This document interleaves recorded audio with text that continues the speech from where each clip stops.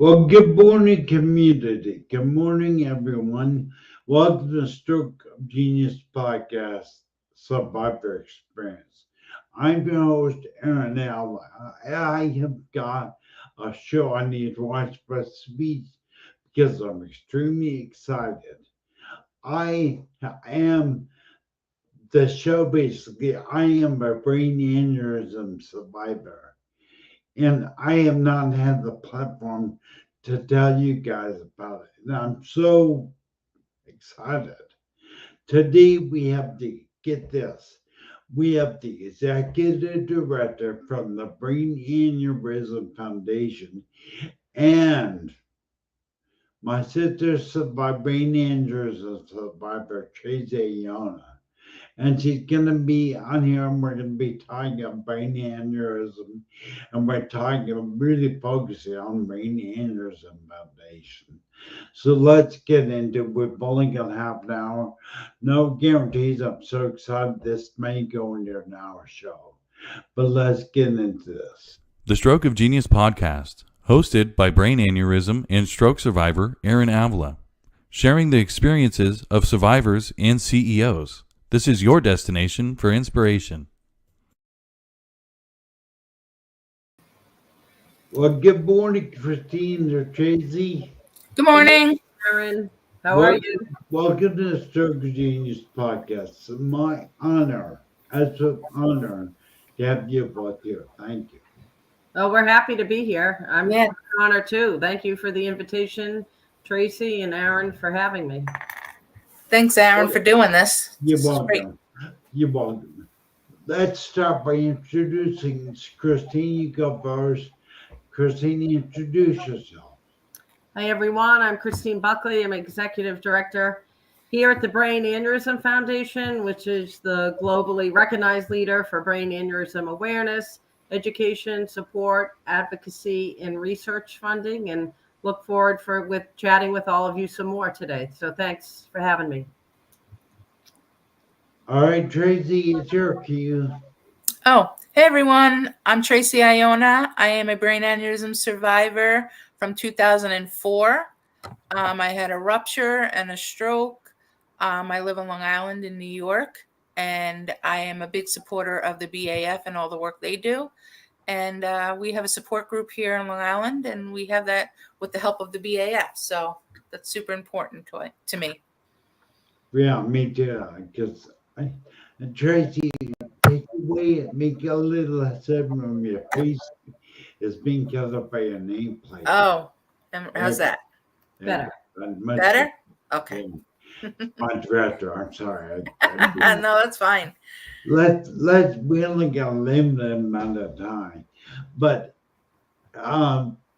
Christine, tell us what B.A.F or what is the mission of Brain Aneurysm Foundation? What is it? Sure, absolutely. So we really are focused on raising the awareness of the signs, the symptoms, and the risk factors of brain aneurysms. And we work with the medical communities to provide support groups and also to further research for brain aneurysms in the hopes of ultimately saving more lives.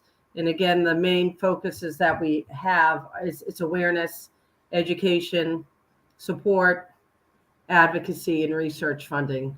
I mean, there's still so much, as you both know, having been impacted by this disease, there's just so much still to be done for this community, and having people, walking around, understanding more what the signs and symptoms are, when to seek help, and also better education in the medical community for them to recognize when someone might be presenting to them with the signs and symptoms. And what we always want people to know is that brain aneurysms are treatable. They're very treatable, and the treatment methods continue to improve, but you can't treat something you don't know that you have. So, using a forum like this to share awareness and education is critical. I really don't think people realize the statistics with 1 in 50 people walking around in the U.S. with an unruptured brain aneurysm. 30,000 people a year rupturing, which is 1 every 18 minutes. And That's half crazy. of those people end up dying. And then of the half that survive, there's 2/3 that have some type of disability. Yep.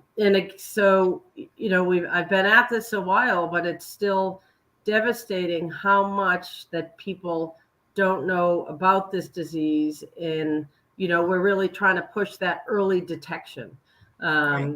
So because misdiagnosis occurs about 25% of the time when someone presents with signs and symptoms, but then they often get sent home and many Yeah. times subsequently rupture.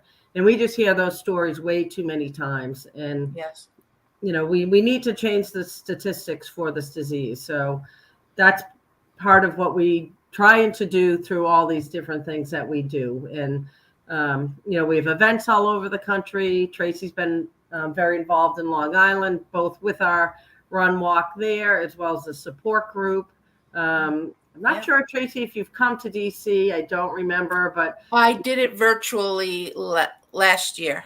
okay, yeah, we have a legislation on Yeah. Capitol Hill for the federal government to give more funding for this disease. We have Ellie's Law, so it's highly underfunded. So it's seeking $10 million for 5 years, so $50 million in total additional funding through the NIH for brain aneurysm specific research. And there is a lot going on.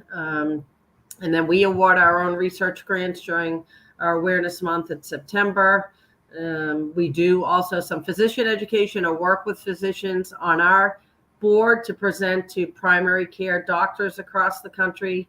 And that's been a very successful program, just because they need to think when someone's coming in, with a headache, oh, well, they need to think brain aneurysm in their diagnosis. And that's not happening enough, whether it's an ER, whether it's an EMT coming in a primary care. And in some ways, it's difficult. We're not trying to blame people, but they just need to think brain aneurysm when someone's saying, I just don't feel right. My head's really been bothering me. I've had neck pain. I'm tired. They need to just start asking a little more questions and think of the brain aneurysm. Do you know of anyone in your family who has had one? And, do you normally have headaches? I mean, even people with migraines, sometimes if it's someone that has that rupture with that worst headache of their life, I mean, they need to seek immediate attention.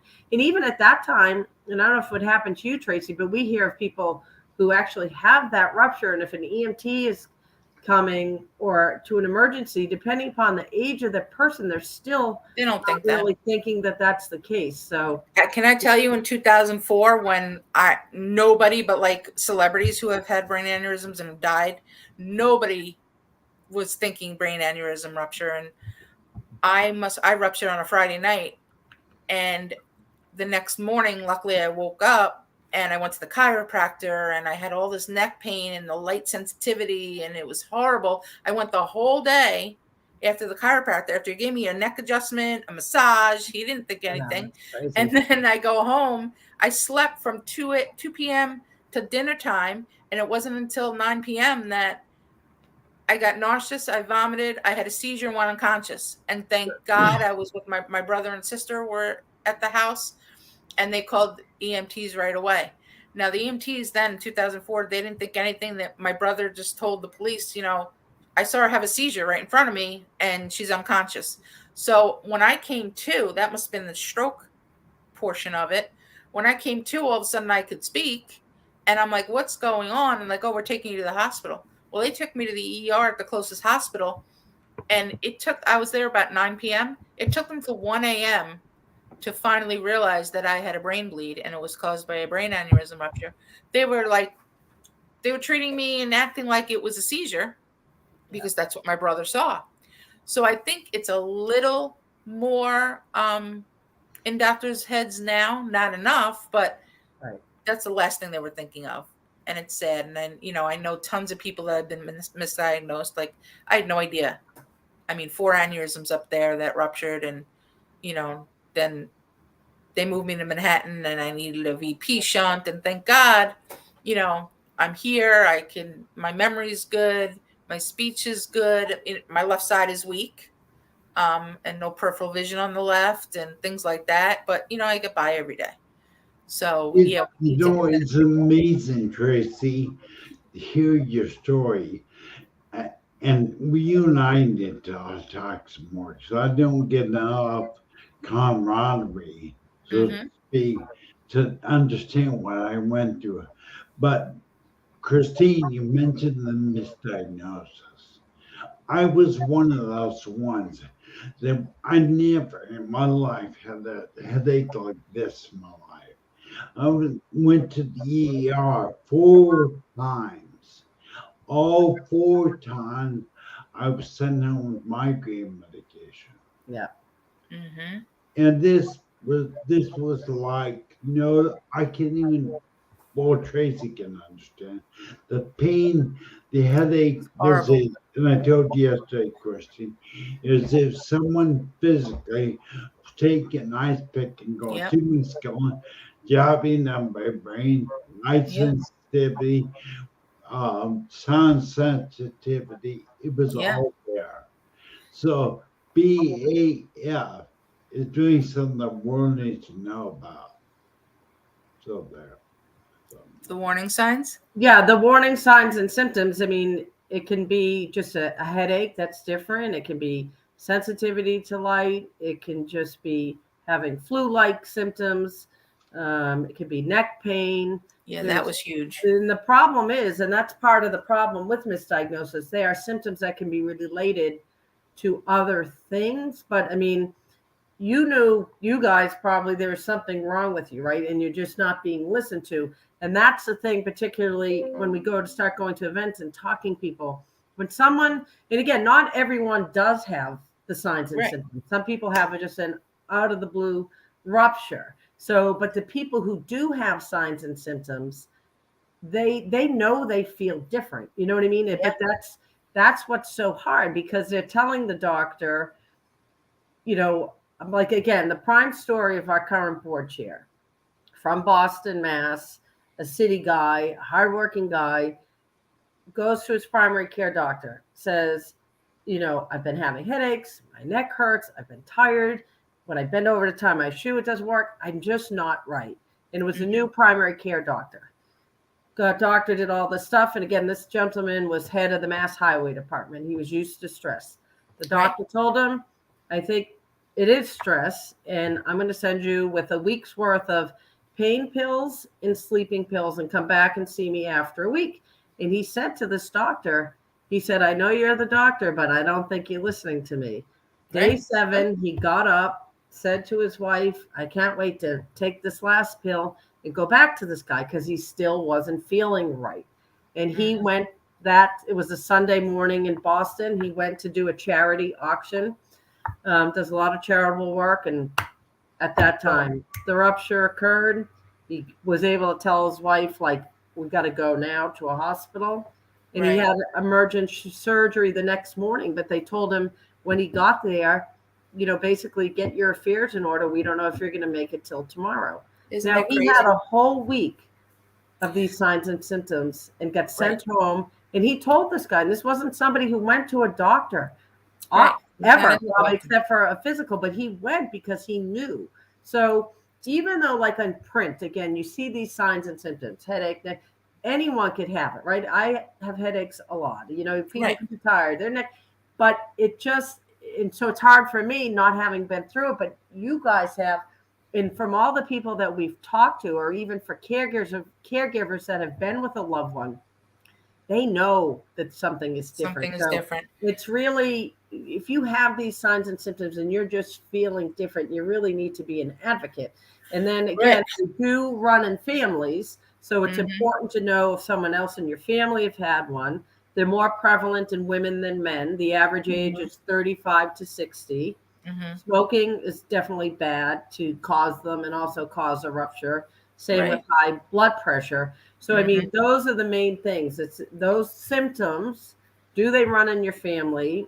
Are you female in that age bracket? And do you smoke? And do you have high blood pressure? Here's something that I want to bring up because everyone thinks that a brain aneurysm rupture, it can be sudden and deadly.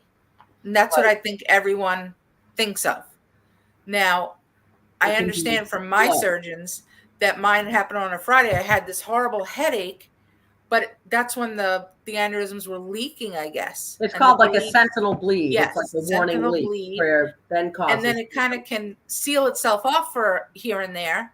And then it keeps going and going. And then when I had that seizure and went unconscious, that's when the rupture actually happened. So I had the sentinel bleed from Friday night, and the rupture happened late, 9 o'clock Saturday night. But that headache was the entire time. That's the neck pain. And it's interesting because the neck pain, you could literally feel something hot going down the back of your neck. And they said that's the blood going through your spinal column, your spinal cord. Crazy. So that's the pain. And no one knows that. And that's where the education comes in. Like, okay, I knew when I had that headache and I was running through New York City in 6-degree weather after a Broadway show. And that headache hit as I was trying to get back to Penn Station. And I was with my niece, who was 14. She's 32 now, but she was 14. I was with my aunt. And this headache was right here for me. It's different for everybody. It wasn't the sudden bam. Right. It was like a brain freeze headache when you eat ice cream too fast. And it was right here. But I felt like as I was walking fast to Penn Station, I felt like everything was starting to go slow motion. And I knew this is not a regular headache. But I had no clue to think brain aneurysm rupture. Right. Yeah. So all I kept thinking was, something's not right. I'm going to pass out. Don't pass out. You'll scare the crap out of your niece. Just get to Penn Station and get near a cop. That's all I kept thinking. And I willed my way, and I made it down the stairs of Penn Station to get on the LI Railroad. And I stood by a cop until the train was there. And then somehow my aunt met up with us. And we made it down to the car, and even she wasn't thinking. I'm like, I have such a headache. I don't understand this. And she's like, oh, that stinks. We had such a great night. And I literally had to close my eyes the hour and 20-minute ride back to Suffolk County. So people don't know that, you can have the sentinel bleed and you have that weird headache. But if you know your body, something's not. This isn't a sinus headache. This isn't allergies. This isn't a migraine, although some people assume it's a migraine. So, I think that's important, that you can go days bleeding slowly. Right. And then you feel okay for a little bit because I think it sealed itself off. It seals off a little and then. Yeah, but it's like that bicycle tire tube that bubbles out. Yeah. And like you get a leak or you get that massive rupture. Yeah. And I mean, I slept all that time, so I'm not sure what made it all of a sudden rupture that Saturday night where I had the seizure and went unconscious. Yeah. It wasn't like my blood pressure was super high because I was like laying down all day. So no one really understands that. But it's already, the vessel's already weakened, and then it's just the normal course of blood flow is what it gives out completely. Just to make it happen. Yeah. So your brain is a little different. Mine, when I had mine, I started to get symptoms probably about 2 weeks, week and a half before the rupture. And I started these headaches. I can't even express how painful these headaches were. Mm-hmm. I had a cousin who had migraines, so I assumed it was a migraine. Yeah, I never had headaches first. So I called her, told her my symptoms. She said, here, come get my medicine, you control my pills. So that wasn't working. Again, tormented with headaches beyond imagination and light and sound sensitivity. And really, what really kind of did it, I had a subarachnoid brain aneurysm. And there's very few percent of people that live from them. But I had a doctor tell me we're going to do a scan. But he forgot. And so ruptured the next day after he was supposed to scan. But in all reality, my neurosurgeon told me if they went in and tried to fix the leak or fix the brain aneurysm, you probably would have died. So I know it doesn't seem like it, but probably the best thing, I'm one of the rarities. The rupture needed to occur. Yeah. Otherwise, if they would have tried to do a penny out of me, it would have probably killed me. Now, do you know what part of your brain your aneurysm was in? It was towards my cerebellum, No, I Okay. didn't know. Okay. They told me mine was deep brain, and it was was on the right side, obviously, because my left side is affected, but it was near the thalamus, and it near the occipital lobe and all that, and that's how I lost my left peripheral vision. And um, so I think it's important, and this is what a lot of survivors really need and want is, okay, where was my aneurysm? What part of the brain was affected? And what that part of the brain is responsible for, so I can understand my deficits and understand how to overcome them or help myself. Like my balance is horrible, and I know that. I refuse to use a cane. I just walk Yeah. slowly. I trip a lot, Yeah. but I try not to because I do fall and hurt my knees. And but that's it. Like that's where I try to get people into our support groups. And we had one doctor come in. He was a neuropsychologist, and I don't understand why they're so hard to find. I know they Because, are. yeah, like they're so like I think we have one in our area, like all of Suffolk County, and it's so he was so helpful. But he came to us a couple of years ago, and to understand, like, okay, yeah, yours was near the thalamus. This is what's responsible, and this is how your body's affected. And I'm like, oh, okay, that makes sense now. That's like, I took the psychological exam, which was like 4 5 hours, and they're like, okay, thankfully your IQ is still good. You remember I kind of have a little ADD now, and this and that, but Mhm. nothing huge. But they said if you were to go back to school, and you need to take an exam, that you can give extended time, that kind of stuff. But Okay. I, of course, did not lose my gift of gab. Yeah. Thankfully, And right? my Thankfully memory for that. is very well, except, my college friends will bring something up and I'm like, what are you talking about? Did we have Yeah. fun? And they have to fill in the details. So I know in that respect, some of my long-term memory was affected. But that's what we want more of. And that's what I'm hoping the B.A.F can help us with. I know you're nationwide, Yep. and it would be really difficult to help us reach out to people in our communities that could help us survivors in our groups come visit us, educate us, Yeah. um, on things No, like but I that. mean, even the doctors in the community should still, and it doesn't have to be necessarily neuropsychologists that can explain that to you. I mean, I think a lot of the treating physicians and probably some of the nurses and NPs would know as well. So, Well, this is the thing with neurosurgeons. We've had them come in and they're very technical, and all they want to tell us is about are the new advancements in treatments. yeah, And we're like, no, that's fantastic, but it's already happened to you want us. to know. We Yeah. want to know more. And they just, my experience with neurosurgeons, not the current one that I have, the one that treated me for years in Manhattan, Dr. Alejandro Berenstein. Yeah. Yeah. Um, he, they literally like, we saved your life. You're alive. Move on with your life. That's their Mhm. job, is to save your life. I You think there's know. a change coming, though. I just from a lot of doctors I've been talking with and different things, and a lot that's going on with AI now. Okay. Again, which is to like the treatment and also following a patient.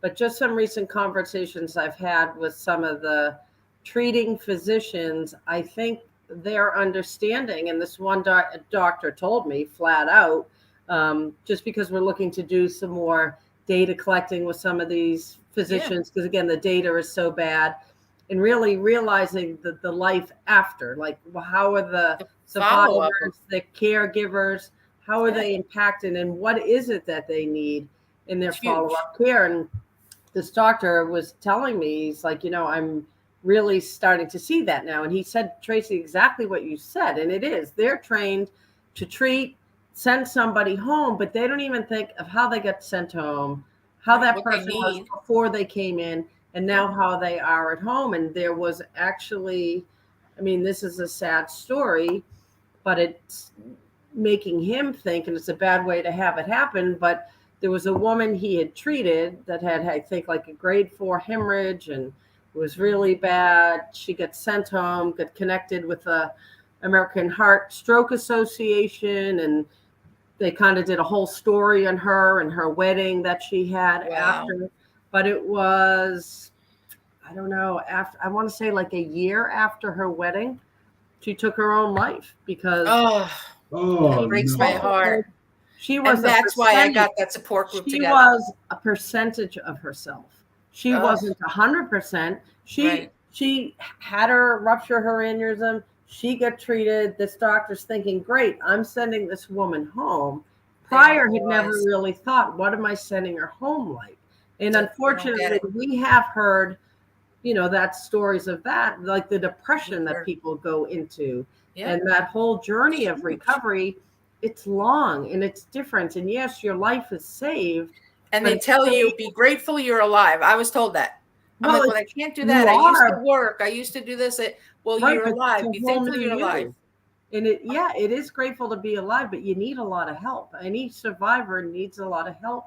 And even sometimes the family unit takes a long time Oh my for them gosh, our family was so affected. And to I'm not married understand. and I don't have kids. But even And to understand, we hear, and people actually, Dee Dee's support group had a whole conversation on this last month of like family members, like, why are they tired? Or why does she want to eat? Why is he still sleeping? yeah, they don't get it. Why don't they want to go out? Like, oh, Right. the light noise They're like, you're not sensitivity the after. same. You get But annoyed. you're not. And You're not the same. And we as survivors, I remember when it hit me that they kept telling me in 2004, oh, in a year, you'll be back to work. You'll be back to yourself. Well, my rupture happened in January. In October of that year, I hit such a major depression because I thought in my head I would be making more gains. And I wasn't feeling myself. I was napping 2 times a day. I couldn't keep track of like groups of people talking and keeping track of the conversation and the noise. Like my family's loud, so family gatherings, Christmas, like all that, they get loud, and I would literally feel the headache, and you're just like out of it. You don't even feel like you're in your own body, and then the noise, the headache starts, and the fatigue, the neural fatigue is huge. So I would just disappear from gatherings and go into a quiet room, and they're like, "Where's Tracy? What's the matter with you? What's it like? It's been 10 months. Like, what's wrong with you?" And I'm like, Yeah. they don't get it. They love me. I Right. know that. And my sister, thank God for her, like was my caretaker for so long. Yeah. And I could not explain to her enough. Like she wanted to understand, but she just couldn't. It's hard. I think that's a stronger message that has to be out there because, we hear it, and I've been at some events with different survivors. One actually being Advocacy Day is exhausting. It's exhausting for me. It is. For me, it's exhausting, right? Never mind. Right. We're then, thinking and talking people to need people. to take a break, like you said, retreat to a quiet space by themselves for a bit. I've seen it at other events where there's just too many people in a room, and they just and it's people don't. And the problem is, it's the same thing when people go to a doctor. Like sometimes, so many people like look like any of us and walk in are able to talk about these signs and symptoms, right? You're not crying, you're not vomiting at the time, so they're just not getting the severity. And it's the same thing. Look at both of you now. You look great, right? So everyone thinks you should be great, but they just don't understand that things are different. Today's a good day. And today's a good day, like I remember every day was tough. And then I could get to months and months, almost a year later, I wasn't really taking as long of a nap. But if I did an activity, like God forbid, I went to like, I don't know, Target or something and did shopping and just the store and looking, scanning, trying to find what you need and walking and noise and lights. And I'd get home and I need to recoup for like a day or two, like do nothing but just lay around and watch TV and sleep because my brain needed to recover from that activity. It wasn't even a lot in their eyes. Like, what do you just went to the store and back? That's all you did. But they don't realize all the connections and processes going on in your brain and what it takes to get around those connections that have to go around that part of the brain that was dead now because of the bleed, to make things happen for yourself. So, I was always quick-witted and sharp and, I'm always sarcastic. I still am, but, people are like, I would listen to them and be like, huh? Like, what are you talking about? But that processing took me a while. It took a while to really get what they were saying or react or, come up with a response or whatever. Yeah. So, some people, who are fortunate to have a good caretaker, again, another local survivor, and his wife is great, and they're a little older in their 70s, but they both realize, and Jim may forget sometime, but his wife, like, we had an event at the Boston Pop, so they know, like, 2 days prior he's not doing anything. Yeah, right? you got to prepare yourself. You got to Needs rest the up. full energy, and they have grandkids, so if they're going to spend a day or go visit them, they used to maybe do overnights, and maybe now it's not so good, but leading up to it, can't You gotta do rest. other stuff, and get the nap in, and it doesn't, that stuff lasts, and it's hard. And that's where the depression comes in too. Like, you have to accept the new you. Like, I explain it as, in my support group, you come to a point where you have to mourn the old you and what you used to do and how you were and what you were involved with, and and then you mourn that, and there's that. I explain that as where my depression was. And then you have to accept the new you and realize your limitations and get around them, deal with them differently, and accept them, and make it aware, make other people aware of what you might be going through. And some people listen, some people don't. Right. Family and friends, some people are very understanding, and but I'm vocal about it. Not everyone can be vocal, though. Some people are shyer, and they feel guilty that they're now like this, and things have to be different in their family and what people expect of them. And the suicide rate, like you said, because people cannot get over that or express it. Right. And they can't even explain it maybe to a therapist or a doctor of what they're going through, and they feel guilty, and they feel stupid, and they feel weak, and all those things. And that's huge, and it breaks my heart to hear that. Terrible. How many years post are you, Tracy? How long ago did you have your rupture? Oh, mine was in 2004. I'm 18 years out. Okay. I'm 18 years out. I'm 12 years. And there's something on Stroke TV media does not like. That's a word recovery. The word recovery is so inaccurate. Oh my, You really rebuild your life after this type of event. You don't. It's not like we have a cold, we're just gonna wake up, not brain aneurysm survivor, not a stroke survivor.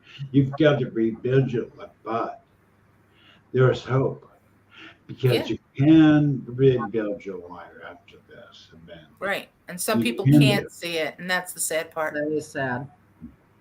Yeah, it's huge. And the doctors, they're getting better, but when they told me you'll be back to work, you'll be your old self in a year, that was so inaccurate. 3 years later, I was still feeling like I'm not me. I'm still not 100% recovered. I never will be. No. These deficits are not going to change. But for doctors to say, oh yeah, you should be fine, you'll be back to work, and I'm like, what now? They have to be like that's 3 years, 5 years. Yeah, the recovery is always. Yeah, it's constant. I just want to really touch on give you, Christine, what created the start of B.A.F, what started the brain aneurysm foundation, what's it designed to do? So it started back in 1994, believe it or not, it was actually a patient who was a nurse. And so she had her rupture and treatment, and then went to her treating doctor and nurse to start this foundation. So it was because she did not know what to expect in her recovery journey, even though she was a medical professional. So 1994, there were, no resources at all. Most hospitals didn't even have brain aneurysm centers. So at that time, her doctor and her nurse supported her, and the foundation started locally here in Massachusetts, really more for that support and a little bit of education. And, it has just continued to grow and morph over time. And really, due to the website, I think the first one they had was 2002, is when things really started to change. And it had been volunteer run up until 2006, when I came on as the first employee. Yay. You're amazing. Yay. You got kind of the purpose. I need to two survivors. We're grateful for B.A.F being there. Yeah. No Thank you. doubt. And I want you to know, Christine, that Stir TV Media will do anything we can to help your movement. I think it is for me as the CEO of Stir TV Media. It's my honor to be to say this because let's face it, I know about you, Trace. You've been involved with BF a lot longer. But me, I've been on the stroke side. So you don't hear a lot about brain cancer. In fact, brain cancer and aneurysm killed my brother-in-law years ago. He's at work, dropped like a rock Oh, wow. on the side. So I definitely would like to do another show with you guys. You know, Definitely. No, this is great. Definitely. And Yeah. I think this is important. it is important for sure. I mean, Yeah. there's so much to talk about and the need for education and awareness, and you have to really do it any way that you can. But I mean, again, people need to know that brain aneurysms are treatable, and we just really have to push the signs and symptoms out there and talk about it and, realize there's still so much more to be done. And I think And- the biggest gap is on the rehab side. Yeah, that's the biggest gap. Because like you Yeah. said, Tracy, your life is saved, but sometimes then, okay, now how do I Now move what? forward? And there's not a lot of resources for that. And I think if we ever get Ellie's Law for the research funding accomplished in Capitol Hill, the next step would be to get greater funding for rehab and have more services and availability to people. Now, you know a statistic how much money is allocated for brain aneurysm survivors compared to other. It's $2.08 per year per person affected. So it's minimal. It's very minimal, and it's the lowest of any disease that has the same kind of prevalence. So it's not like even cancer, diabetes, Like heart when you disease. Yeah. And you don't realize it. You start talking about your aneurysm, and people are like, oh yeah, my friend's mother had one, my friend's cousin, this one, that one. People don't know how prevalent it really is. Yeah. Well, I And think if people they did, they'd want to know more about it. I think part of the problem is it's that rupture rate of 30,000 people where half those people die. So immediately you're losing so many people.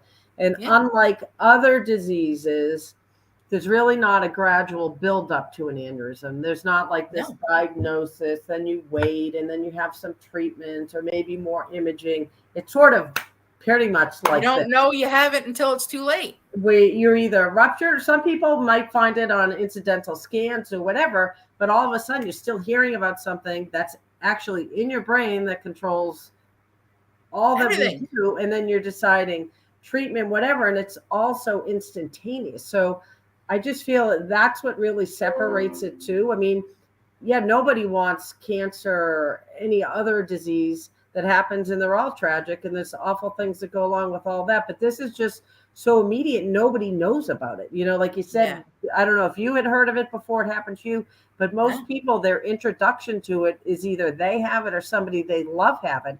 And then it's like, and it's too what late. do we do about it? And then if somebody is able to go back to work, that's of some notoriety, they don't want to talk about it because they don't want to look at having a brain injury. And if they make a mistake or they say something funny, they had a brain aneurysm. So they don't want people to know about it. So they don't want to talk about it. I mean, Joe Biden's a 2-time brain aneurysm survivor. Right. He never spoke about it. Running a country. He certainly doesn't want to talk about it for, understandable reasons.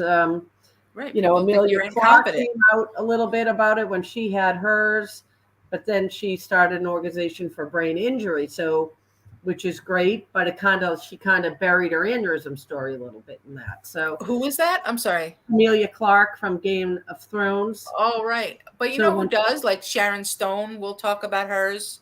Yep, here and there. Yeah, and it's just. My dream is to get Amelia and get Sharon Stone on my show. Right. I know, that would be great. I mean, that is really what we need. We need that celebrity. Yeah, we need them to speak up. We need somebody to really take hold of it and just say, hey, listen, and admit this is what I went through. This was my journey, and there's more to be done for this. And, to help fund the disease and the what we're doing here at the organization, giving out the research grants and working towards the education and advocating in Capitol Hill. I mean, there's just so much that's still untapped. Yeah. I think we're going to be doing a lot more together in the future. But it's funny you mentioned something about rehab, about when you go home. And I got inspired about 6 months ago. I haven't had time to work on the project, but I got a vision for doing project called Vision Gap. Oh, It yeah. was designed a video series that takes the survivor from the hospital to the house. There's a gap. Yeah. And so I Mhm. need it bridging the gap. Because basically what ends up happening that people like Tracy and me, we end up in the hospital, they tell you you're gonna recover, which is a bunch of science, but not very it's a bunch of BS, you don't recover. Mhm. But then they put you at this job at the doorstep, say good luck. Well, Stroke TV Media wants to develop a product called Bridging the Gap. Yep. There's a video series that will take you from the hospital, the survivor from the hospital, the caregiver. What Mhm. I call the ripple effect of the brain cancer of the stroke is the ripple effect of it. Right. And it's all about to give somebody resources that when you're dropped to care as a survivor, you actually have a video series, what to expect, what to do, Yeah. you know what I mean, Tracy? Yeah. We did that with Stony Brook Hospital. Is that we developed as survivors? We developed a pamphlet that the neurosurgeon team are sending home now with their patients because people are scared.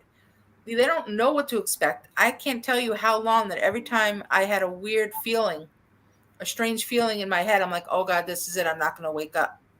Like, you don't know all the noises in your brain and you don't know how to navigate life afterwards. So we wish that when we were sent home, this would happen for us. So we developed it 5 years ago now. And literally, Dawn Madigan, who is the Oh nurse yeah. practitioner and research coordinator for our neurosurgery department, um, she put it together and they hand it to patients in their follow up appointments or when they go home. And my dream with her, and HIPAA is a huge thing, but like to help families that are in the ICU To go in and and visit, right? to go in and sit with them. Like my sister would be great at this because she Yeah. was so scared, pregnant with Jake, but she would talk to people like she didn't know if I was going to make it out. Um, and just to sit there and be like, okay, this is what they're feeling. Trust me, they're not in pain right now. They're okay. They're sedated, whatever it is, because people are so scared. So Yeah. I would have loved to form a little group of volunteers of survivors that would go in and visit with I don't want to say victims, with Well, just the patients who patients. are who are still in the hospital, and just if they want to talk to one of us, like what happened, why is this happening, why do I feel like this, and we're not going to give any medical um Excuse me. advice, but we can say, this is what happened to me, it might be this, it might be that, just to give people in the hospital some support. But I don't think we could ever get that together because of HIPAA. We're um, we're going to, I've had that vision, and since I met you and hearing you speak of Tracy, it's exciting for me because I've had the vision for years. And yeah, I so did you too. and I can start working together. We're going to make Bridget the Gap. We're going to Yep. make all these projects happen. Now, hopefully, Christine, the Brain Injuries and Foundation will get involved in it because Yep. so we can make a huge difference. God has given me ability to build this platform. We can use this platform to raise awareness. Now, I want to encourage. I want to pause for a minute. Brain Injury Foundation needs your donation, needs your help. All of your Tracy and I and Christine talk about takes money to make it happen. Yeah. We've been asking for money so we can fire the Airjet, to Bahamas. We want to help people all around the world. Yeah. And so I'm asking you, please follow that donation link down below you see on the ticker. And if you're in ability, I'm going to call all my C-suite members. If you have the ability to help us raise money for B.A.F, you're raising money for an organization that is endorsed by Stroke TV Media that is really going to make and is making a difference out there. Thank you, Definitely. Kathleen. Thank you, Aaron. You're so sweet. No, I really appreciate it. And I definitely encourage everybody to follow us on social media, visit the website. And I think, Tracy, September is Awareness Month. We have a lot going on that month. And we actually have a big day this year, September 15th. It's going to be a global day of engagement, and a lot will be going on. So definitely. And I'll share that on social media and such. Yeah. And we have our walk at Jones Beach on the 17th. So I share the donation page for that to raise money as we survivors and families and caretakers walk on the beach and raise money for that. So Great event. there's a lot going on, and I hope Well, we get further. Thank really you, quick, Aaron. we're now about 20 minutes over time. But I told you we could this is easy in our show. Yeah. Yeah. But Christine, would you please tell people how they get a hold of your foundation? Yep, social sure. media-wise? Yeah, go to the website, which is bafound.org. People can email us here. You can email office@bafound.org or Christine@bafound.org. And you can call us. All the information is on the website. And yeah, we're on all the major social channels, and we're pretty active and share a lot of information. You can comment, interact, give your input, and we'd love to hear from you.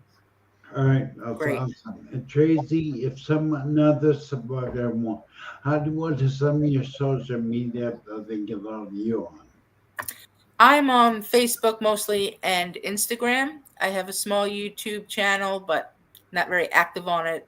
But yeah, I share it all over, and I just ask my friends and family to share whatever I post as far as awareness and raising money, and that would help all of us. So So really just look you up on Facebook under Tracy. yep, Tracy Iona. That's the Not So Bionic Woman is my YouTube and Google and blog. So yeah, you can find me. I don't think there's many Tracy Ionas out there. So you can find me. You can private message me if you need support. If you need someone to talk to, I don't care where you are. Private message me. I will probably answer within 24 hours, and we can just chat. I don't care what you're going through. It's all important. And So I'm a good listener. Tracy, you and I, being the survivor, if you're a survivor out there, feel free to reach out to me and Tracy, and we're here for you. We're here to. Yes. We've been there. We've done that. We know what it's like. Yeah. So you're not. You first of all, you're not alone. True. Right. The thing I know about you, Tracy, but the biggest thing is the isolation. You go. It's a Oh, feeling of being alone. It's being alone in the Yeah. You're not. You're really not alone. So reach out to us. Definitely. I worked with me doing something again shortly because I am so fired up about the subject. Yeah, we'll do more shows. Yeah, for sure. Thanks, Aaron. Absolutely. I want to thank both of you for coming on the show. Thank you again for being there. Thank you. Thanks, everyone. Have a great day. Bye. Keep me in the day.